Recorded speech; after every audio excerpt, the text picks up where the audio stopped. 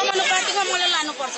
सङ्घर्ष गरेको 7 वर्ष 9 वर्ष भयो दाजु। हो हो मभन्दा हो सङ्घर्ष गर्ने मान्छे आएको छ भने म हो त नि, छोडिदिन्छु। त्यो नजाने लानुपर्ने हो अरू कि। गयो भने चाहिँ राम्रो हुँदैन। त्यो हर्क हामी सम्पाङज्यूले राम्रो हुँदैन भन्दैछ। जस्तो हर्क सम्पाङ जिद्दी छन् नि, प्रधानमन्त्री हुनुपर्छ भन्थे, त्यस्तै उहाँका उम्मेदवार पनि त्यस्तै छन् के। मै हुनुपर्छ भनेको छ, ठिकै त हो नि। जस्तो गुरुले सिकाएको छ त्यस्तै चेलाले सिक्नु पर्यो। अनि अर्को कुरा हर्क सम्पाङले के भन्नुभएको छ भने, स्वार्थको राजनीति गर्छौ भने मेरो पार्टीमा नआऊ भन्नुभएको थियो होइन। यो स्वार्थको लागि चाहिँ पार्टीमा जाने कुरा होइन होइन। समानता समावेशिता हुनुपर्छ होइन। 4वटा सिट छ, महिला पनि हुनु जानु पर्यो, त्यसमा त्यसमा पुरुष पनि जानु पर्यो होइन। अब त्यसमा खस आर्य होइन, दलित, अब मुस्लिम पिछडिएका समुदायका मान्छेलाई हाल्नुपर्छ, मिलाएर लानुपर्ने हुन्छ। अब मै जान्छु भनेर जिद्दी गरेर पनि भएन क्या।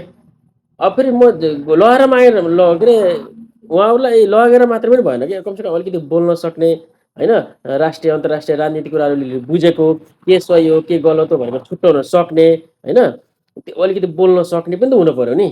जस्तो पाइ उस्तै उम्मेदवारमा उठाइदिनु भएको छ। अब भात पकाएर खाने, कपडा धोएर खाने, अब अलिकति बाहिर नचिनेको मान्छे आएको छ। अनि त्यस्तो मान्छेले त अनि के गर्ने त राजनीतिमा। अनि यस्तै इलेरी दिपी गर्छ, जिद्दी गर्ने नै हो त्यस्तो मान्छेले। आफ्नो घरको लडाइँ हो, घरभित्रै मिलाउने हो क्या। यो बाहिर आएर मिडियामा आएर यो लफाइ गरेर होइन, अरू दुनियाँ अरू पार्टीलाई हँसाउने काम गर्नु हुँदैन क्या। के गरे यार खै।